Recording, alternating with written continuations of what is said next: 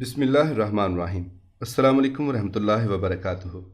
والدہ محترمہ کی تربیت کے حوالے سے ایک بزرگ کی زبانی چند واقعات پیش خدمت ہیں۔ وہ کہتے ہیں کہ میری والدہ دلی شہر کی لاوارث بوڑھیوں کی خصوصی دیکھ بھال کرتی تھیں۔ ان کی وسیع و عریض حویلی مستحق عورتوں کی پناہ گاہ تھی۔ زیبا نام کی ایک ضعیف خاتون انہی مستحق عورتوں میں سے تھیں۔ اتفاق سے میری والدہ اور زیبا ایک نوعیت کی بیماری میں مبتلا تھیں۔ جن حکیم صاحب سے میری والدہ کا علاج ہوا، زیبا بھی ان کے زیر علاج رہیں۔ صحت ہو گئی تو حکیم صاحب کی تجویز پر والدہ کے لیے ایک قیمتی معجون تیار ہوئی۔ یہ معجون صرف ایک مریض کے لائق تھی۔ میں اس زمانے میں دہلی میں منصف تھا۔ میں وہ دوا تیار کرا کے لے گیا اور کہا کہ اتنے دنوں کی خوراک ہے، اس کو استعمال فرمائیے۔ انہوں نے اس خیال سے دوا لے لی کہ یہ معجون زیبا کے لیے بھی ایسی ہی مفید ہوگی جیسی مجھ کو ہے۔ ان کو یقین نہیں تھا کہ زیبا کے لیے بھی ایسی معجون تیار کر دی جائے گی، اسی لیے انہوں نے وہ معجون نہیں کھائی اور خفیہ زیبا کو کھلا دی۔ اس معجون سے زیبا کی صحت میں کافی ترقی ہوئی۔ چند روز بعد میں نے کہا کہ اس معجون سے آپ کو بہت فائدہ ہوا۔ وہ ہنسی اور کہا، تمہارے نزدیک بغیر دوا خدا صحت نہیں دیتا؟ میں متعجب ہوا۔ تب معلوم ہوا کہ وہ معجون ان کے عوض زیبا نے کھائی ہے اور خدا نے دونوں کو صحت عطا کر دی۔ ایک کو یہ صلہ دوا سے ملا اور دوسرے کو محض اپنے فضل و کرم سے۔ میں دہلی میں منصف تھا تو میری والدہ مجھ کو نصیحت کرتی تھی کہ جہاں جہاں جانا تم لازم سمجھتے ہو تو وہاں کبھی تم سواری پر جایا کرو اور کبھی پیادہ با۔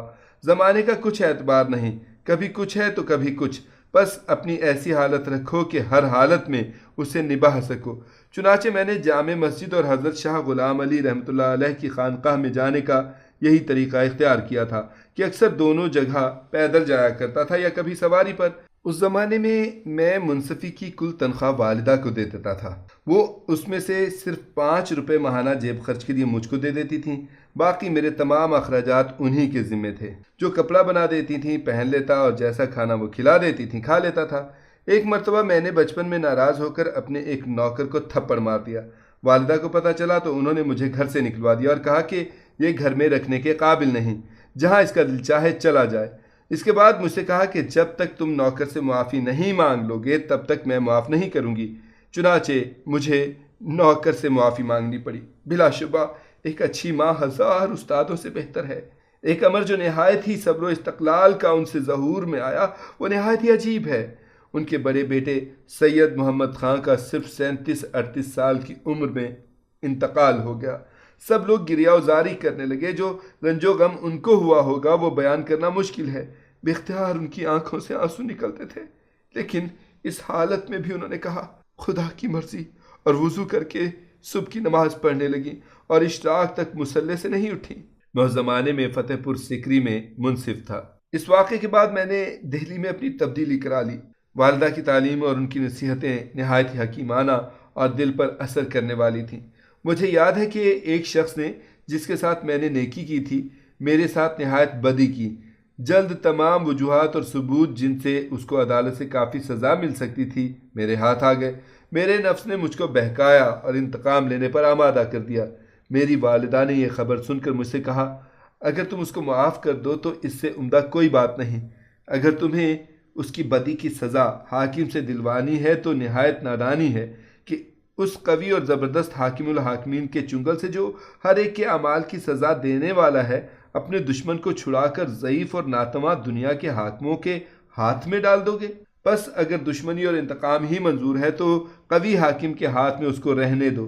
اس نصیحت کا میرے دل پر ایسا اثر ہوا کہ کبھی دور نہ ہوا۔ جب سے میرے دل میں کسی شخص سے جس نے میرے ساتھ کیسی ہی دشمنی کی ہو انتقام لینے کا خیال تک نہیں آیا، بلکہ ان کی نصیحت پر غور کرنے سے میرے دل میں یہ بات پیدا ہو گئی کہ اب میں یہ بھی نہیں چاہتا کہ آخرت میں خدا بھی اس سے میرا بدلہ لے۔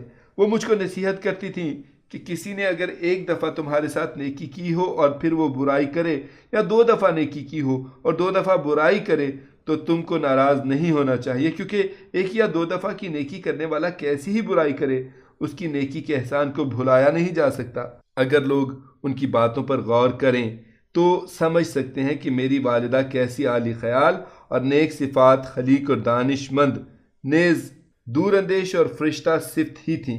اور ایک ایسی ماں کا ایک بیٹے پر جس نے اس کی تربیت کی ہو کیا اثر پڑتا ہے۔